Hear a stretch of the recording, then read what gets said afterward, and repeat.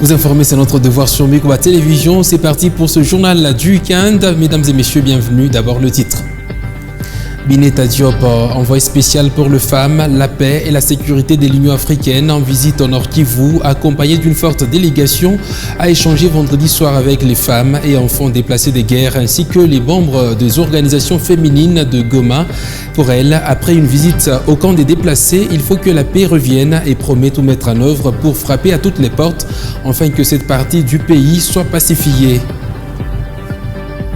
Et puis à Kolwezi, la police nationale congolaise a mis la main ce samedi 2 septembre 2023 sur un sujet libanais responsable des établissements MD Investissement œuvrant au centre-ville à côté d'un supermarché de la place. Ce dernier est accusé d'avoir pollué l'environnement par la police nationale congolaise. En culture, la communauté Koliva Tchokwe a présenté le samedi 2 septembre 2023 ses valeurs traditionnelles devant une centaine de personnes. Cette cérémonie s'est déroulée au stade récréatif Manika. Les détails à suivre tout à l'heure dans cette édition du journal. Mesdames et messieurs, vous êtes les bienvenus.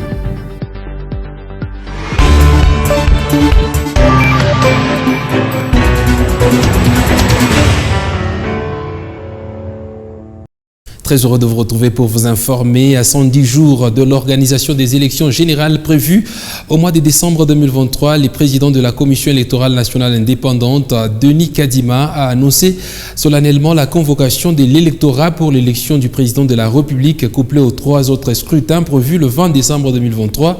Cette annonce marque l'ouverture du 9 septembre au 8 octobre, soit 30 jours du bureau de réception et traitement des candidatures au siège de la CENI sur les boulevards du 30 juin.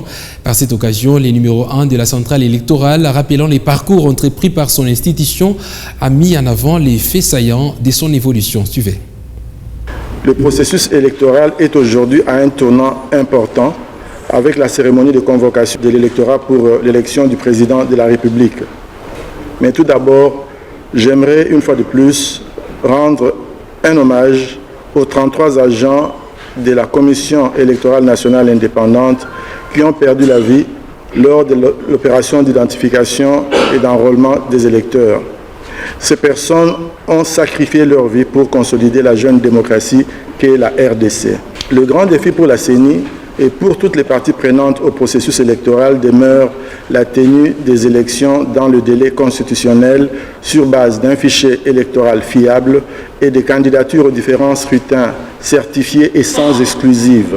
Nous sommes aujourd'hui à 110 jours du jour de vote. La CENI s'est fixée pour objectif primordial d'améliorer la qualité du processus électoral avec, entre autres, la prise en considération des observations et recommandations faites par les missions d'observation électorale et les autres parties prenantes. Considérant le travail déjà accompli, il y a plusieurs raisons qui doivent pousser les parties prenantes à soutenir ce processus pour qu'il arrive à terme. En voici quelques-unes. La CENI a organisé l'identification et l'enrôlement des électeurs en 4 mois, contrairement au cycle passé. Elle a renforcé les mesures de sécurité en insérant la capture de l'iris pour garantir l'intégrité du vote. Un électeur, une voix. Elle possède aujourd'hui un fichier électoral fiable fort de près de 44 millions d'électeurs. Les bureaux de vote de la CENI pourront accueillir pour la première fois les Congolais résidant à l'étranger.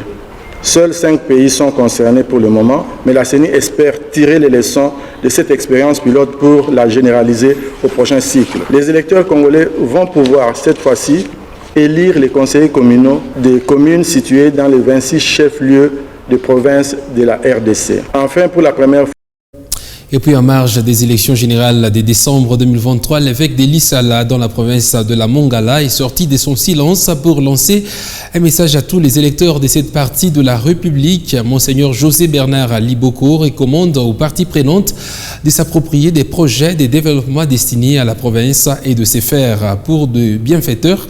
Ces prélats catholiques invitent les candidats à une gestion saine de la province et à vivre dans la cohésion sociale. On l'écoute. Aux futurs élus, aujourd'hui candidats aux élections.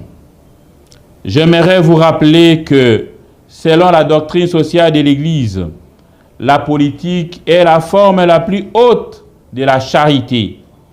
L'Église n'entend pas par là que vous vous serviez de vos émoluments ou que vous vous appropriez la réalisation des projets de développement destinés à la province ou encore des recettes de province et ainsi vous faire passer pour des bienfaiteurs. Il s'agit plutôt pour vous d'œuvrer pour l'unité et l'harmonie du pays comme un service gratuit. Plus concrètement, il est question de mettre sur pied des institutions et des structures dont vous serez des animateurs pour le bien de tous, en commençant par les moins nantis. C'est ainsi qu'il vous incombe d'être au service de biens communs. Aux anciens élus qui postulaient de nouveau, nous renouvellerons notre confiance seulement à ceux et celles qui ont bien servi les pays et nous sanctionnerons sévèrement ceux et celles qui ont mal géré en servant leurs propres intérêts. Qu'on fait pour des élections. Rendons-nous à présent dans la province, plutôt dans la partie orientale de la République démocratique du Congo.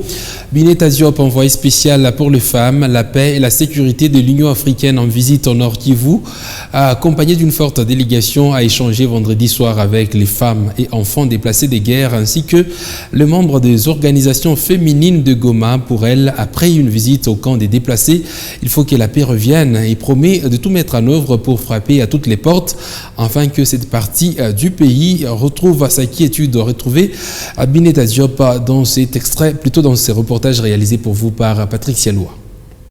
Dans la salle, les femmes et enfants déplacés des guerres, les membres des organisations féminines et des militantes, en échange avec Madame Bineta Diop, envoyée spéciale pour les femmes, la paix et la sécurité de l'Union africaine, en visite au chef-lieu du Nord Kivu avec une forte délégation des femmes leaders africaines et congolaises. Devant cet envoyé de l'Union africaine, toutes les femmes du Nord Kivu et des enfants déplacés des guerres avaient un seul message, la paix, tout en dénonçant les soutiens américains et européens aux pays agresseurs de la RDC sous le label M23.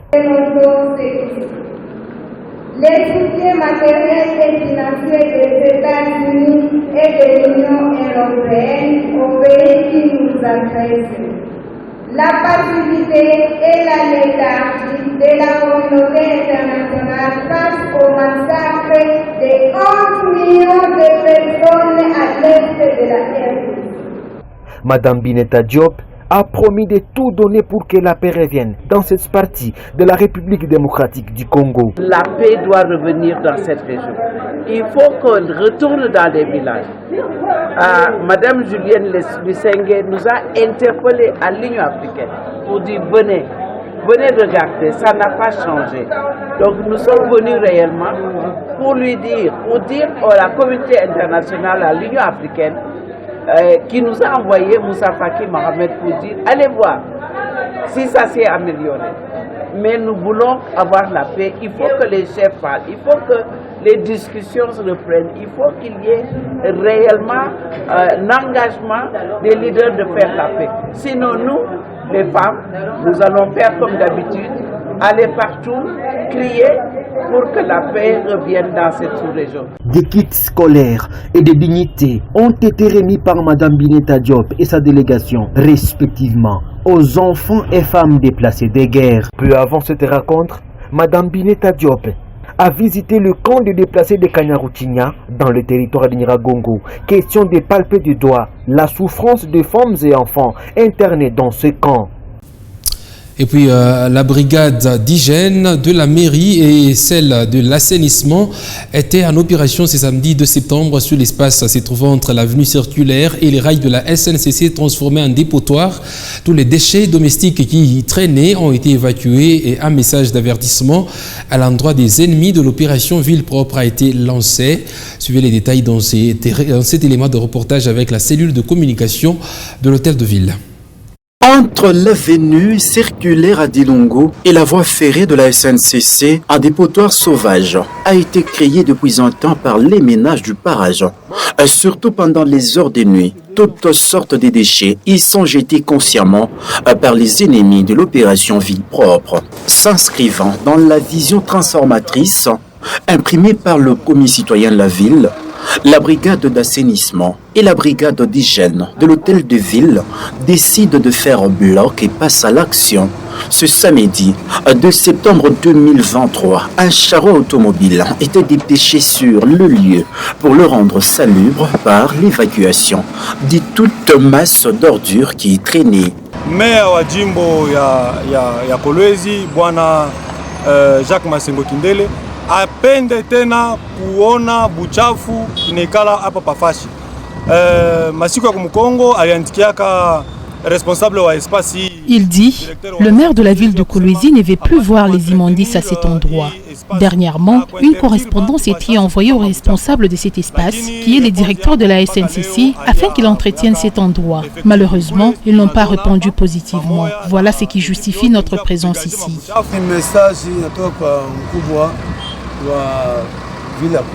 L'autorité urbaine dit ceci. Désormais, personne ne doit y jeter des déchets.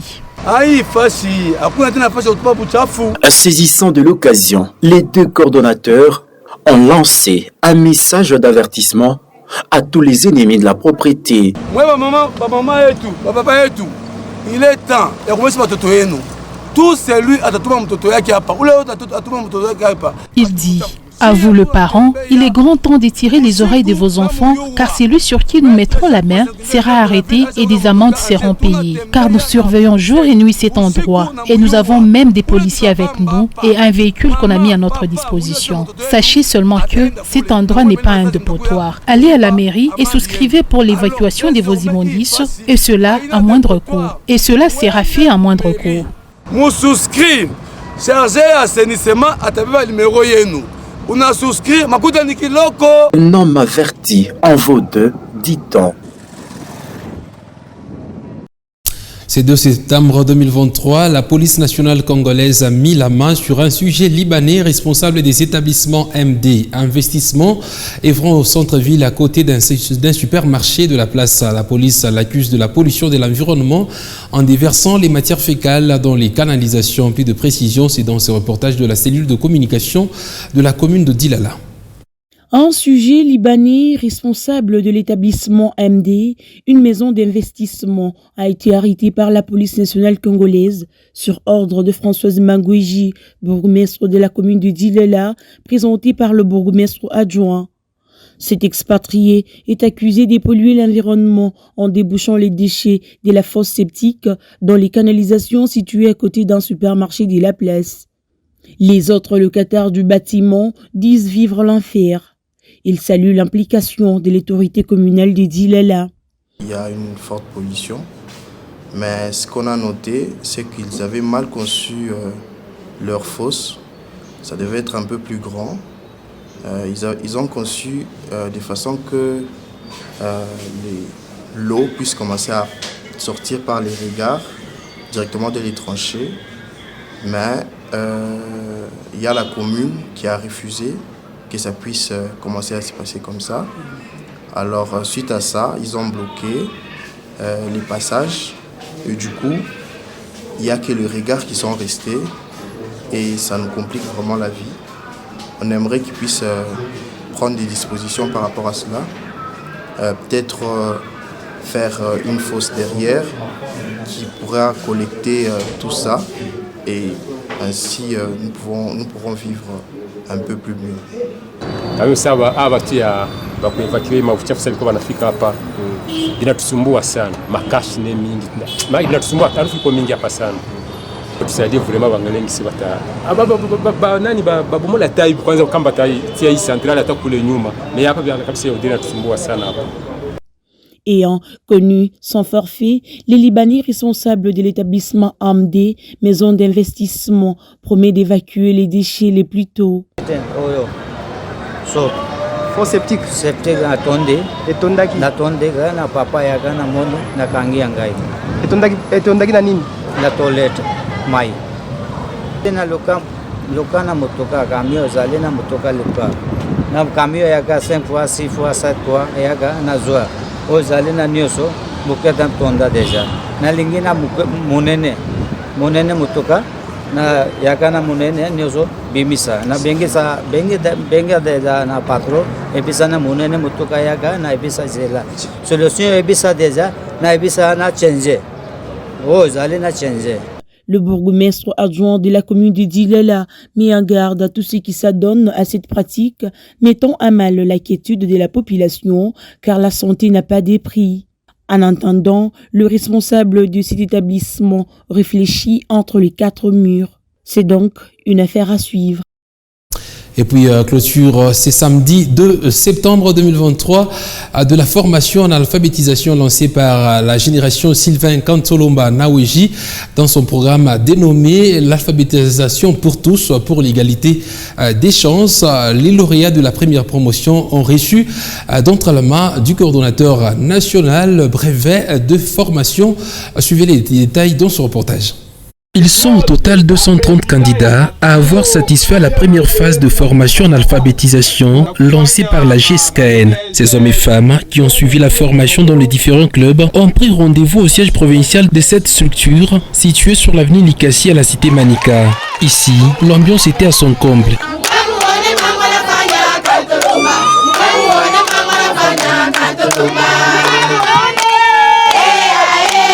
Prenant la parole, le coordonnateur national de la GSKN, professeur Sylvain Kantolomba, a devant le membre fondateur de cet ASBEL procédé à la proclamation et remise de brevets aux lauréats.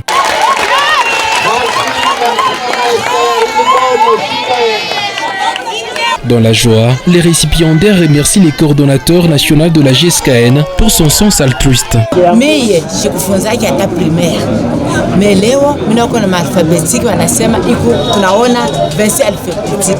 Mina tosha mona. Moi, je n'ai même pas fait des études primaires. Grâce à cette formation, j'ai su qu'il existe 26 lettres alphabétiques. Nous prions beaucoup pour Papa Sylvain Kantolomba, que Dieu le soutienne pour qu'il continue avec ces genres d'actions.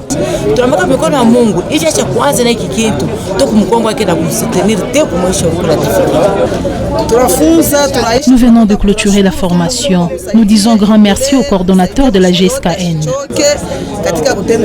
En outre, d'autres formations de métiers sont envisagées par la GSKN en faveur de ces hommes et femmes qui ont appris l'alphabet français pour leur autonomisation, a fait savoir son coordonnateur national avant de leur transmettre ses encouragements et les salutations honorifiques de Richard Mouyej, gouverneur honoraire du Lualaba. Ma félicitation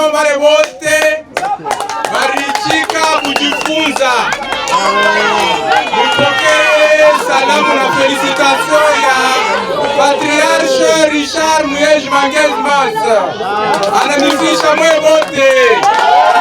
Kitu talomba ako kuba mama, babiana, bababa. Wakati mko naenda ku formation, mushikuye complexe. Chère maman, cher papa, je vous encourage à s'adonner à cette formation, c'est pour votre bien. Atasema professeur Kantolomba ashletake makuta ndio. Mais nitakuletea ku formation ile itakusaidia maisha yako yote. Haina vile. Animé par le souci de l'éducation de ses compatriotes, professeur Sylvain Kantolomba a également promis de prendre en charge la scolarité de quelques jeunes dans l'âge scolaire qui ont brillé par la volonté à participer à cette formation. Et puis le président de la fondation Patient Lushika est descendu dans l'après-midi de ce 2 septembre à la cité Jégamine Lulu pour prendre contact avec ses partisans de cette partie de la province du Lualaba. Sur place, Patient Lushika a été accueilli en grande pompe par ses fils de cette cité. Tidi Dizamba était notre témoin et nous en parle. Dans le but de se rapprocher de sa base de Lulu, le président de la fondation Patient Lushika s'est rendu dans ce coin de la province du Lualaba. Sur place, c'est un public enthousiaste qui manifeste sa joie d'accueillir ce fils du Lualaba.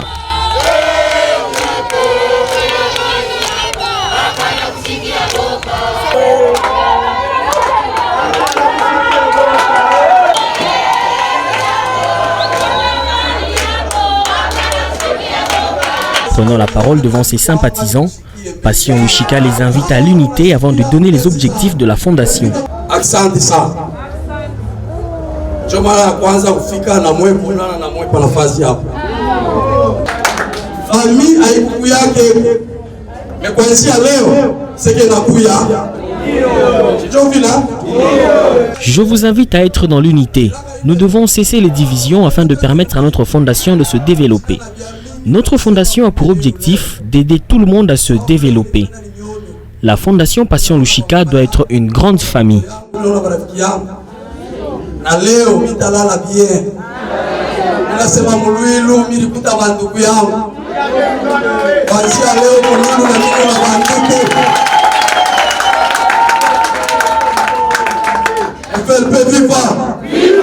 Passion Lushika a également invité les filles et fils de la cité Jekamine Lwilou à intégrer en masse la fondation afin d'avoir plus de membres dans cette cité. Viviane Kabouit Mpanga, coordonnatrice de l'association Tambu Lucratif Femmes Dynamiques du Lualaba, était à Kalunda, dans les territoires de Muchacha, pour sensibiliser les femmes à l'agriculture. Occasion, Faisane Laran, la voix de femmes du Lualaba, a recueilli plusieurs doléances qui freinent le développement de cette entité. L'association reste déterminée pour le développement de femmes dans son ensemble. Dorsa nous en parle. Au village Kalunda, Impungwe, Viviane Kabouit a été accueillie chaleureusement par les femmes, les jeunes et vieux.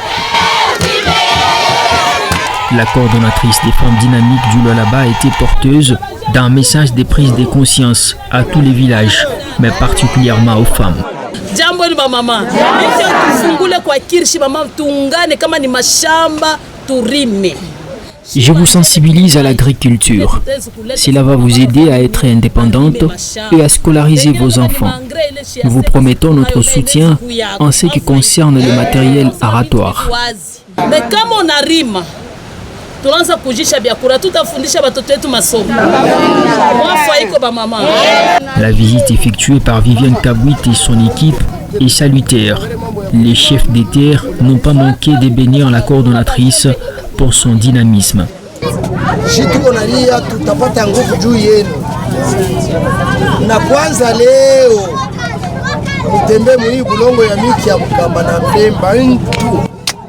es notre force. À partir d'aujourd'hui, je te donne le pouvoir de régner dans ce village et d'accomplir ta mission avec succès. Reçois mes bénédictions. Ce moment d'échange et d'installation des comités était une occasion pour les chefs des terres de soumettre leurs doléances.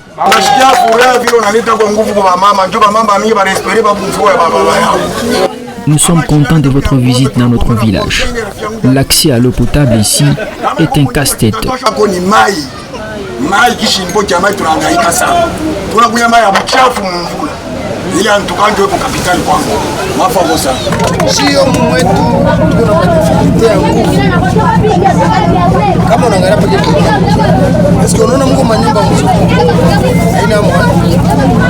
En Pongo, nous rencontrons le problème de manque d'hôpital, d'école pour l'éducation de nos enfants, mais aussi d'électricité. Aidez-nous à faire parvenir ces doléances à qui des droits.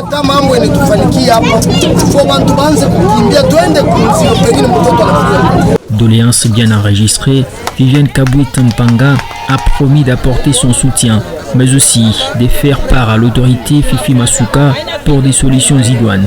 Viviane Kabouit Mpanga travaille pour le développement intégral des femmes dans la province du Lualaba.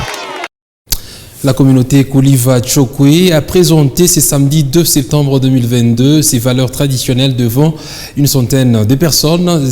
La cérémonie était au cours d'un festival culturel organisé au stade récréatif Manika et cette cérémonie a eu lieu. John Daily Monda nous en parle.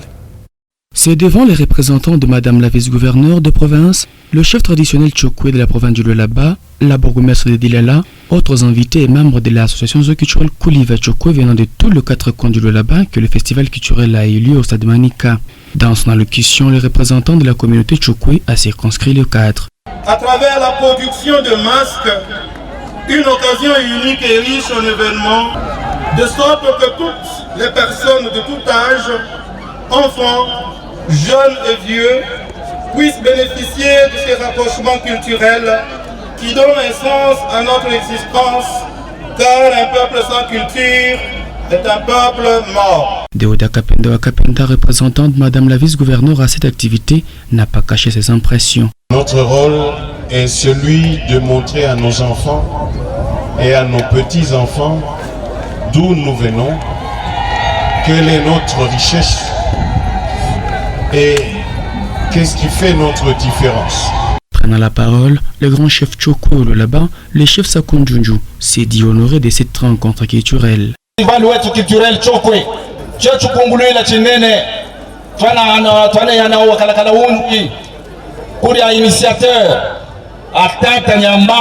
Les moments forts sont venus. D'abord, c'est lui de présenter tous les chefs traditionnels présents à la cérémonie, puis donner les explications de tout le masque traditionnel de cette communauté et leur rôle. Lui qui prépare à manger pour les autres masques, raison pour laquelle vous voyez que sur sa tête, il porte des casseroles. Le masque Ngondo, qui annonce généralement l'arrivée d'autres masques Ikenu. Des danses traditionnelles ont été exhibées sous la satisfaction de tous. Ce peuple s'est déterminé à vivre ensemble avec les communautés sœurs, car selon eux, un peuple isolé n'a point d'avenir. Restons toujours en culture pour vous parler de cette information. La nouvelle équipe dirigeante de Société congolaise des droits d'auteur et des droits voisins a été investie le 1er septembre 2023 par Mouchaba, le président de cette nouvelle corporation. Suivez. C'est cette équipe qui dirigera désormais la Sokoda dans la province du Lualaba, avec à sa tête Noaz Bashonga. Martin Mouchaba, qui a présidé la réunion, a martelé sur le fait que c'est cette équipe qui a été nommée et c'est celle reconnue par les autorités tant nationales que provinciales.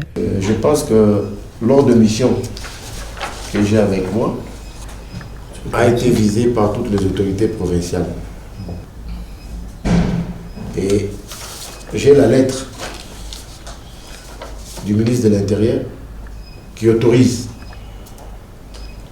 cette manifestation. Prenant la parole, le nouveau délégué principal a présenté les personnes qui l'accompagneront dans cette mission. Moi-même, je m'appelle Noaz Bashonga, je suis le délégué provincial de la Sokoda Lualaba. Je suis secondé par M. Christian Kasseng, qui est le délégué provincial adjoint. Après lui, il y a l'inspecteur provincial Boutondo, qu'on connaît sous le nom Boutondo, Bav. Après lui, il y a Madame Julie Kaninda, qui est la secrétaire. À part eux, nous avons des inspecteurs qui sont ici. Lors de cette cérémonie de remise et reprise, Banzambayo, celui qui a assuré l'intérim, ne s'est pas présenté. Bon vent à la nouvelle équipe, voilà qui met un terme à cette édition du journal du week-end sur votre télévision. Mesdames, Mesdemoiselles et Messieurs, merci à vous de nous avoir regardés à travers le 26 provinces de la République démocratique du Congo. Restez sur nos antennes.